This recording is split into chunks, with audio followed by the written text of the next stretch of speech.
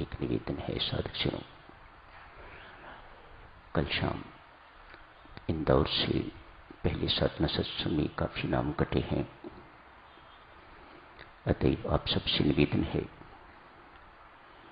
जो अभी तक साधना सत्संग हरिद्वार नहीं गए या जिन्हें गए हुए बहुत देर हो गई है या जिनके नाम दूसरे सत्संग में स्वीकार हुए हैं और वह पहले में जाना चाहते हैं, ऐसे सभी साधकों से निवेदन है कि वह आज जाने से पहले अपने नाम श्रीमती रेणु अग्रवाल जी को लिखाते जाएं, ताकि जाने से पहले सभी कृति की सूची आप तक पहुंच सके।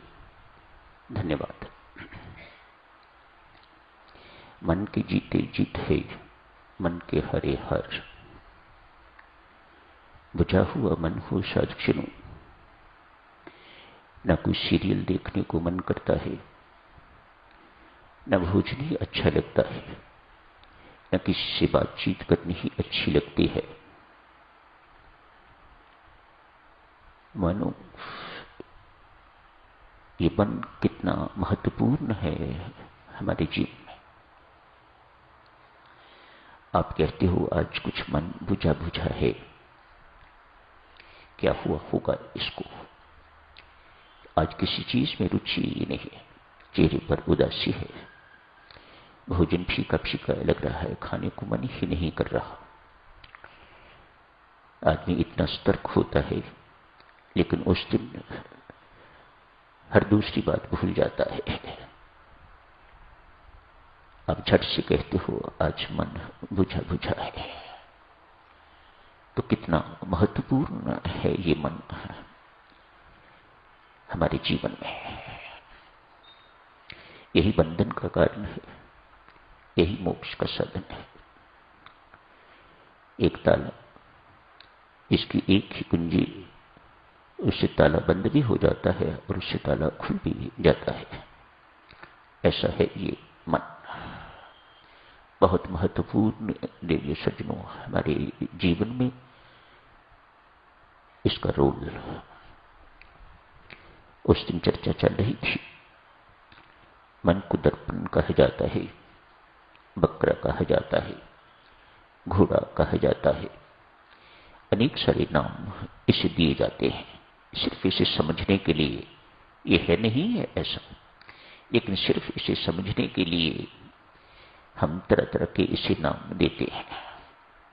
उस दिन चर्चा चल रही थी कि मन दर्पण है। चर्चा यूं चली थी, आज एक साधक संसारी विचारों से जकड़ा हुआ है, अपने गुरु महाराज से अपनी परेशानी व्यक्त करता है। हर साधक की परेशानी है इसे। आप इस परेशानी को जान चुके हो या नहीं जान चुके, लेकिन परेशानी तो है। It exist very much with us, इसमें कोई शक नहीं है। कोई इन विचारों में खो जाता है तो एंजॉय करता है, कोई दुखी होता है। जिसका लक्ष्य परमात्मा की प्राप्ति है वह अति दुखी होगा। ये क्या, किन विचारों की उदेड़ भून में मैं फंसा हुआ हूं, क्यों मैं बार बार इनसे घिरता हूं। इनसे छूटूंगा जब तक नहीं, तब तक मेरी अशांति का निराकरण नहीं हो सकेगा। तब मेरा मन तब तक ये चंचल ही रहेगा, ये भटकता ही रहेगा, ये मुझे भी भटकाता रहेगा, जन्म मरण के चक्कर में भी फंसा के रखेगा। अतएव एक समझदार साधक इन विचारों से बहुत दुखी है, होना भी चाहिए।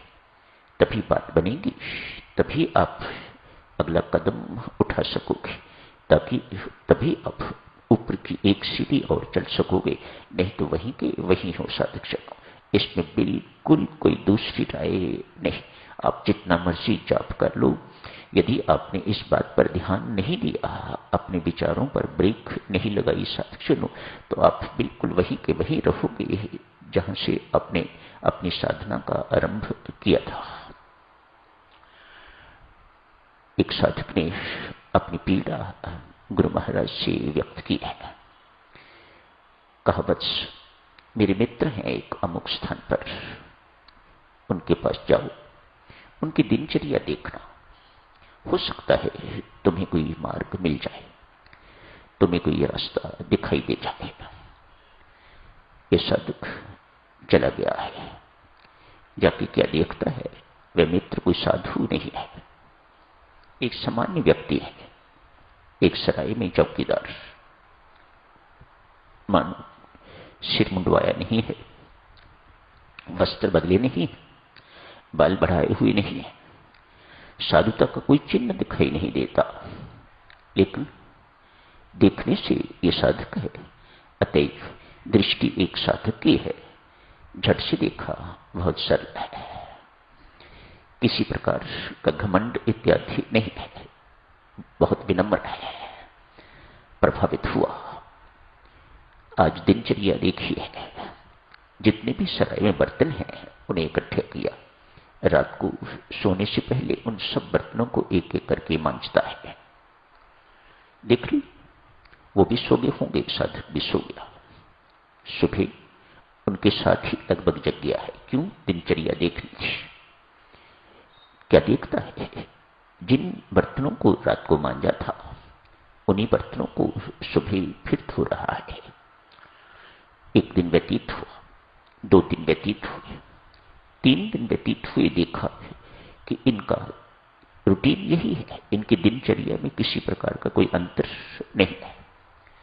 अतएव बहुत निराश होकर ये व्यक्ति, इनके अंदर कोई ज्ञान का चिन्ह नहीं, कोई भक्ति का चिन्ह नहीं, इनसे मैं क्या सीखूंगा, क्या देखूंगा। अतएव बहुत निराश साधक वापस लौटा है। जाके गुरु महाराज को प्रणाम करता है। कहा, महाराज किनके पास मुझे भेज दिया? दिन में ऐसा करते हैं, सुबह उठ के ऐसा करते हैं, बस इसके अतिरिक्त उनकी कोई दूसरी दिनचर्या मैंने उनको जाप करते नहीं देखा, ध्यान में बैठे नहीं देखा, उन्हें स्वाध्याय करते नहीं देखा, अपना नाक मुंह सिकोड़ते नहीं देखा, मैंने ऐसा कुछ करते नहीं देखा उनको। आपने कैसे आदमी के पास मुझे भेज दिया? कहा, बेटा तूने देखा जरूर है, लेकिन तूने समझा नहीं है।